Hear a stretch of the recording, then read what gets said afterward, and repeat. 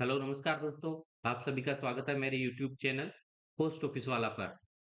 तो आज मैं आपके लिए लेकर के आया हूँ कि इंटरनल मोबाइल एप्लीकेशन में आपके ब्रांच पोस्ट ऑफिस में अगर आईएमए ऐप में बीओ के अकाउंट का सेटलमेंट आपको किस तरीके से करना है, अगर पीछे की डेट का आपको डेंड रह गया, कुछ एंट्रीज मिसमैच वगैरह हो रही है तो उनको कैसे सेटल करना है। तो उसके लिए आप क्या करेंगे, पहले आप जैसे आईएमए इंटरनल मोबाइल एप्लीकेशन में लॉगिन करते हैं तो अगर पिछले दिन का आपका डेंड नहीं किया हुआ है तो ये मैसेज आएगा कि previous day and note done, वो लिखा हुआ आएगा। तो इसका मतलब आपको पिछले दिन का पहले डेंड करना रहेगा। अगर काउंटर ऑपरेशन में आपने क्लोज अकाउंट भी नहीं किया था प्रीवियस डेट में तो क्लोज अकाउंट ऑप्शन में आपको पहले इसका क्लोज अकाउंट करना रहेगा। क्लोज अकाउंट का जो ऑप्शन होता है उसमें आपके इंटरनल मोबाइल एप्लीकेशन में एक कार्ड रहेगा काउंटर ऑपरेशंस के नाम से।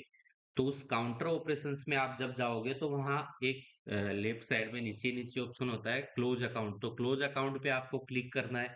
क्लोज अकाउंट पे आप क्लिक करोगे तो उसमें ऑप्शन आता है fetch from counter, fetch counter data. तो ये फेच काउंटर डाटा आप जब भी ट्रांजेक्शन आप करो या ना करो, हर दिन आपको फेच काउंटर डाटा करना है। ये आदत आप डाल लीजिए ताकि आपको किसी दिन आप सीबीएस के डाटा या आईपीबी के आप ट्रांजैक्शन करो तो वो फेच करने में दिक्कत ना हो। और ये सब चीजें भी आप अपने एसओ की ईओडी वगैरह हो जाए, उन्होंने फेच कर लिए उसके बाद में आप डाटा फेच करें।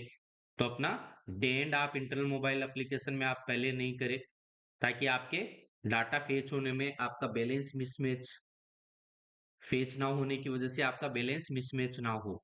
तो ये आप छोटी-छोटी बातें जब ध्यान में रखोगे तो आपको बीओ में काम करने में परेशानी नहीं आएगी। तो जैसे आप फेज काउंटर डाटा पर जब क्लिक करोगे तो स्क्रीन पे वो पिछले दिन के आपने जो ट्रांज़ैक्शन किए हैं वो सारे दिखाई देंगे। जो काउंटर ऑपरेशंस में आप जाकर के आपने बुकिंग के ट्रांज़ैक्शंस किए हैं या सीबीएस के ट्रांज़ैक्शन या आईपीबी के अगर ट्रांज़ैक्शन किए हैं, वो सारे उसी स्क्रीन पे आपको दिखाई देंगे। आपको सारे ट्रांज़ैक्शंस चेक कर लेने हैं। अगर उसमें किसी प्रकार की त्रुटि है, किसी प्रकार की कोई डिस्क्रिपेंसीज़ है, तो आपको वॉलेट एडजस्टमेंट और मिसमैच डाटा एंट्री में वो एंट्रीज़ करनी रहेगी। मिसमैच एंट्रीज़ और वॉलेट एडजस्टमेंट में। तो किस तरीके से वो एंट्रीज आपकी होगी।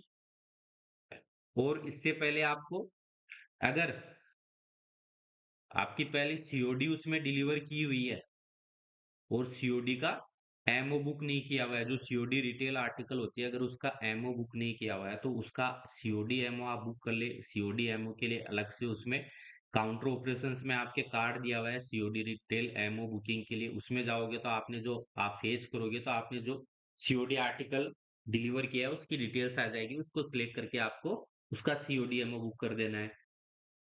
इसके बाद आप पिछले दिन का जो डे एंड है वो डेंड कार्ड, एक डेंड नाम से एक कार्ड रहता है, उस पे जब क्लिक करोगे तो आपका डेंड हो जाएगा। फिर आपको करंट डेट का डे बिगिन कर लेना है। अगर पिछले दिन के आईपीबी के डाटा आपके फेच नहीं हुए हैं तो केस एंड स्टाम्प नाम से भी इसमें कार्ड रहता है आपके केस से रिलेटेड एंट्रीज के लिए, रिक्वेस्ट के लिए, रेमिटेंस के लिए, केस एक्नॉलेज वगैरह करने के लिए, स्टाम्प के लिए, बैलेंस देखने के लिए, ये सब चीजों के लिए केस एंड स्टाम्प का जो कार्ड रहता है, डैशबोर्ड होता है, उसमें जाकर के आप अगर आईपीवी के डाटा फेच नहीं हुए हैं तो उसमें आईपीवी ऑप्शन रहेगा, वहां से जाकर के आप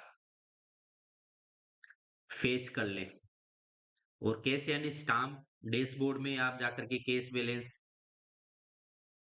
चेक कर ले, यानी क्लोजिंग बैलेंस चेक कर ले, आपके बीओ का कितना क्लोजिंग बैलेंस है। अगर क्लोजिंग बैलेंस और फिजिकल बैलेंस में आपके कोई डिस्क्रिपेंसी है, किसी प्रकार की कोई त्रुटि है, तो आप काउंटर ऑपरेशंस का जो डैशबोर्ड है उसमें वॉलेट एडजस्टमेंट एंट्रीज कर ले, तो उसमें आपको वॉलेट एडजस्टमेंट करना रहेगा। और अगर चालू दिन का डे एंड के बाद जो आप करंट डेट है, जिस दिन आप काम कर रहे हो, जिस दिन का काम कर रहे हो, उसका आपने डे एंड कर दिया, उसके बाद में आपको डेली अकाउंट जनरेट करके देखना है। और डेली अकाउंट जब आप जनरेट करके देखोगे तो डेली अकाउंट जनरेट करने के बाद में आपको डेली अकाउंट का जो बैलेंस है और आपका जो केस बैलेंस है, उसमें कोई फर्क नहीं आना चाहिए। अगर फर्क है, अगर किसी प्रकार का उसमें फर्क है, दोनों मिल नहीं रहे हैं, तो आपको उसके लिए फिर मिसमैच एंट्री करनी रहेगी। आपको ये पता होना चाहिए कि कितने आपने सीबीएस में ट्रांजैक्शन कितने अमाउंट के किए हैं, आईपीबी में कितने अमाउंट के किए हैं। काउंटर पे आपने कितनी अमाउंट के ट्रांज़ैक्शंस किए हैं। तो ये आप शुरू-शुरू में आपको थोड़ी परेशानी ना हो उसके लिए आप ये आप लिख कर के भी रख सकते हैं जब भी आप भी कोई ट्रांज़ैक्शन करो, तो आपके जब मिसमैच एंट्री करने की कोई कुछ अगर कोई इश्यू आता है, कोई एंट्रीज़ आपकी रिफ्लेक्ट नहीं होती है, तो आपको पता रहे कि ये इस चीज़ की एंट्री है, तो आप मिसमैच एंट्रीज़ में वो कर दो ताकि जब आपका एसओ में डील अकाउंट जाए या एचओ में डील अकाउंट जाए, तो वहाँ से वो एंट्रीज़ जल्दी क्लियर हो जाए और रेक्टिफ़ाई की जा सके।